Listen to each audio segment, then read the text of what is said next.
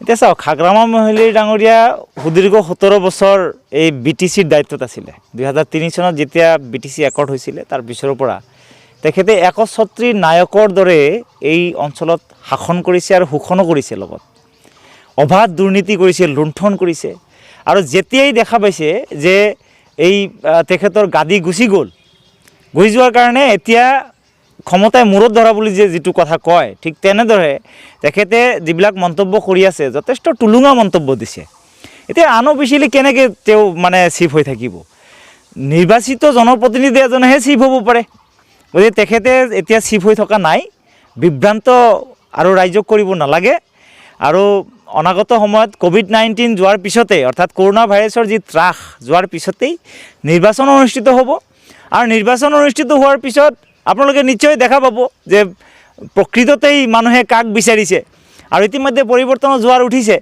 আৰু নৈতিকভাৱে হাগ্ৰামা মহিলাৰী ডাঙৰীয়া ইতিমধ্যে পৰাজয় হ'ল তেখেতৰ লগতো এতিয়া বিশেষভাৱে মই দেখা নাই যে তেখেতৰ পুৰণি যিমান সতীৰ্থ আছিলে তেখেতৰ লগতো দেখা নাই বিভিন্নজনে বিভিন্ন ঠাইত গৈ পেলাই নিজে নিজে এংগেজ হৈ গৈছে বিভিন্ন সম্পত্তিবিলাক গঢ়ি পেলাই নিজৰ ব্যৱসায়ত ব্যস্ত হৈ পৰিছে আল্টিমেটলি তেওঁৰ মানে এতিয়া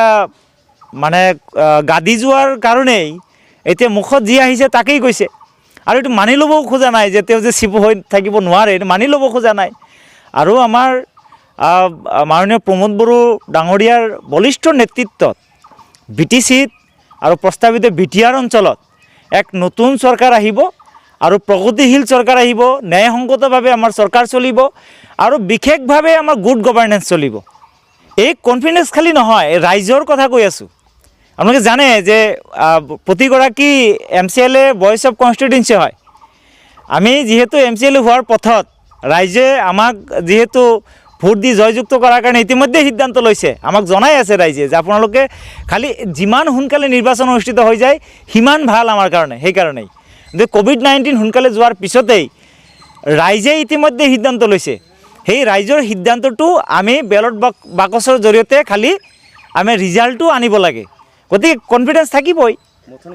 শাহজাহান আলী আহমেদ বুলিয়ে কথা নহয় সমগ্ৰ BTCত হাগ্ৰামা মহিলাৰীৰ অপশাসনৰ বাবে মানুহ বিতুষ্ট হৈ পৰিছে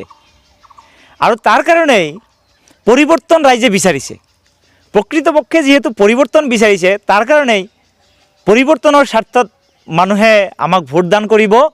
আৰু সমগ্ৰ BTR অঞ্চলত এই পৰিৱৰ্তন সংঘটিত হ'ব আমি একক সংখ্যাগৰিষ্ঠতা লাভ কৰি আমি চৰকাৰ গঠন কৰিম